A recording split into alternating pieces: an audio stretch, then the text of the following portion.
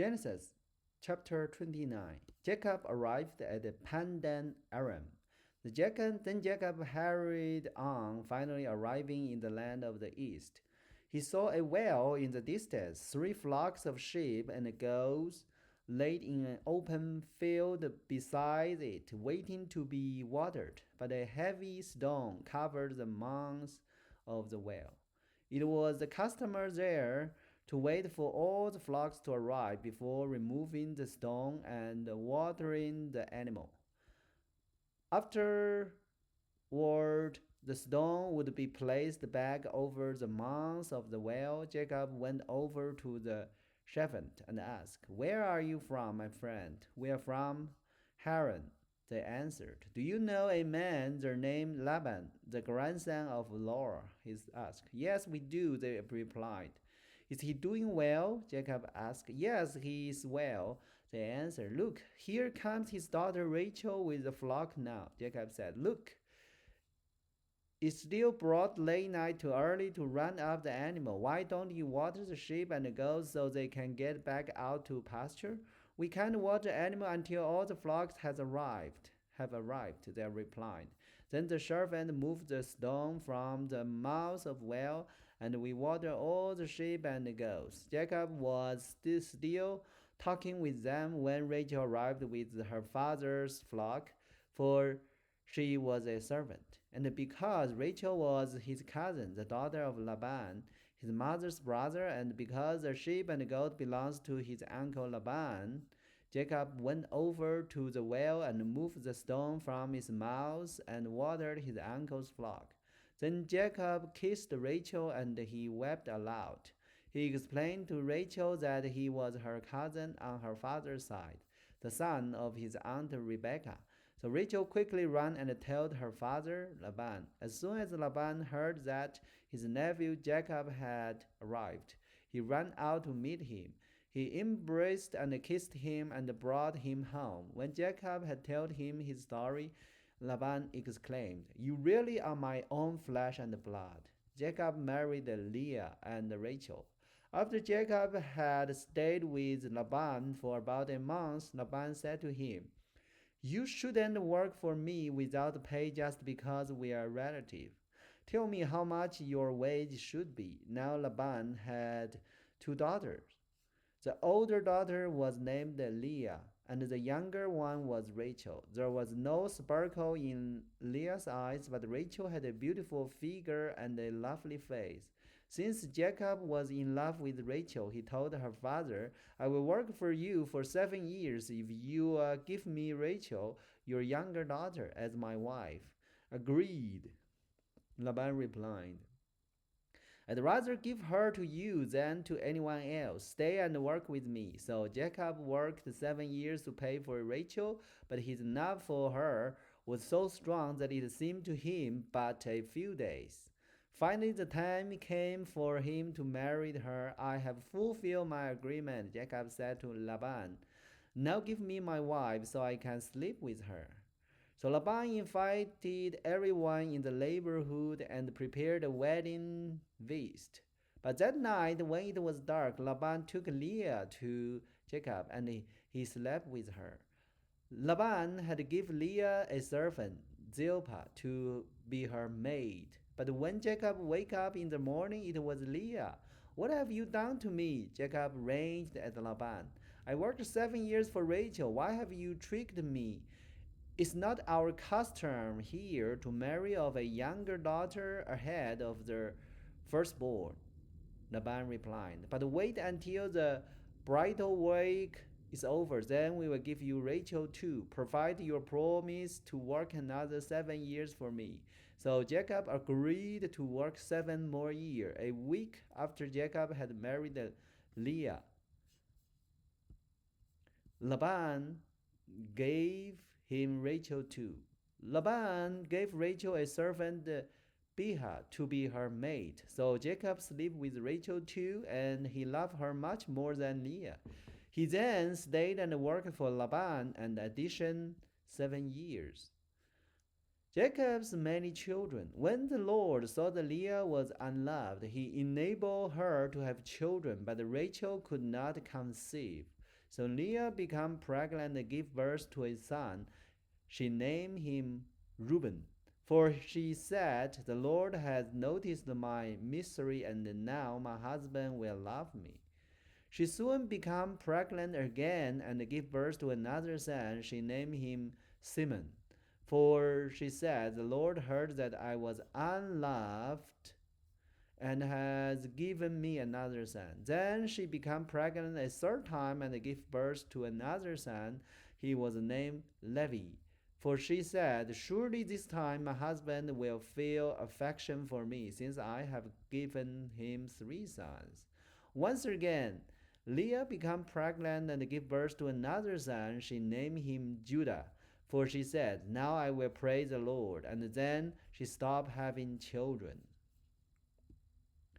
Genesis chapter 30. When Rachel saw that she wasn't having any children for Jacob, she became jealous of her sister. She pleaded with Jacob, give me children or I will die. Then Jacob became furious with Rachel. Am I God? He asked.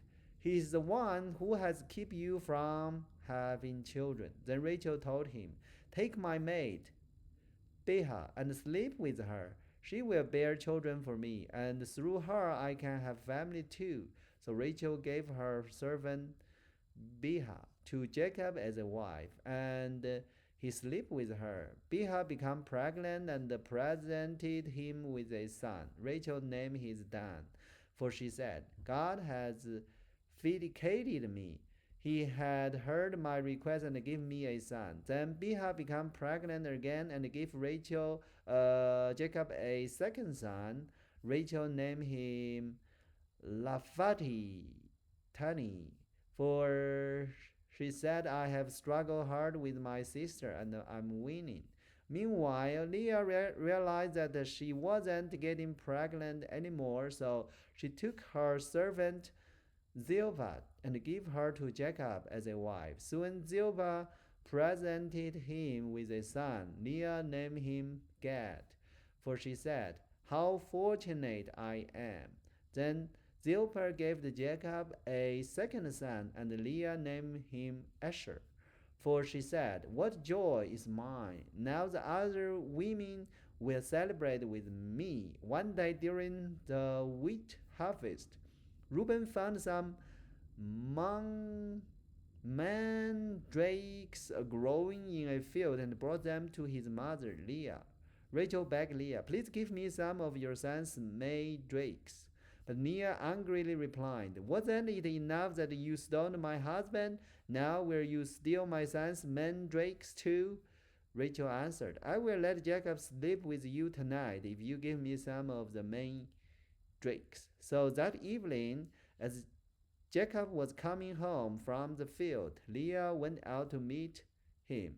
You must come and sleep with me tonight, she said. I have paid for you with some mandrake that my son found.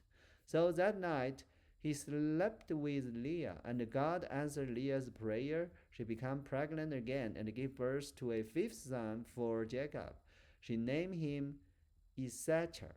For she said, God has rewarded me for giving my servant to my husband as a wife. Then Leah became pregnant again and gave birth to a sixth son. For Jacob she named him Zebulun. For she said, God has given me a good reward. Now my husband will treat me with respect, for I have given him six sons. Later she gave birth to a daughter and named her Dinah. Then God remembered Rachel's plight and answered her prayer by enabling her to have children. She became pregnant and gave birth to a son. God has removed from disgrace, she said, and she named him Joseph. For she said, may the Lord add yet another son to my family. Jacob's wealth increases. Soon after Rachel had given birth to Joseph, Jacob said to Laban, "Please release me so I can go home to my own country. Let me take my wives and children, for I have earned them by serving you, and let me be on my way. You certainly know how hard I have worked for you." "Please listen to me," Laban replied. "I have become wealthy, for the Lord has blessed me because of you.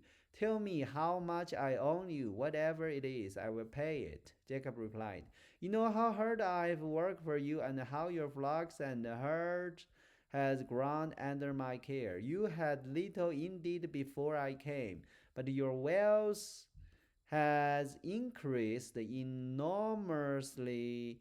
The Lord has blessed you through everything I've done. But now, what about me? When can I start providing for my own family?" "What wage do you want?" Laban asked again. Jacob replied, "Don't give me anything, just do this one thing, and I will continue to tend and watch over your flocks. Let me inspect your flocks today and remove all the sheep and goats that are speckled or spotted, along with all the black sheep. Give this to me as a wage. In the future, when you check on the animal you have given me as a wage, you will see that I have been honest. If you find in my flocks any goats without the speckles or spot, or any sheep that are not black, you will know that I have stolen them from you." "All right," Laban replied. "It will be as you say." But that very day, Laban went out and removed the male goats that were streaked and spotted, all the female goats that were speckled and spotted, or had white patches, and all the black sheep. He placed them in the care of his own sons, who took them a 3 days' journey from where Jacob was. Meanwhile, Jacob stayed and cared for the rest of Laban's flocks. Then Jacob took some fresh branches from poplar, almond, and plane tree, and peeled off strips of bark, making white streak on them. Then he placed this peeled branch in the watering through where the flocks come to drink, for that was where they mated. And when they mated in from the white streaked branch, they gave birth to young that were streaked, speckled, and spotted. Jacob separated those named from Laban's flock, and at mating time he turned the flock to face Laban's animals that were streaked or black.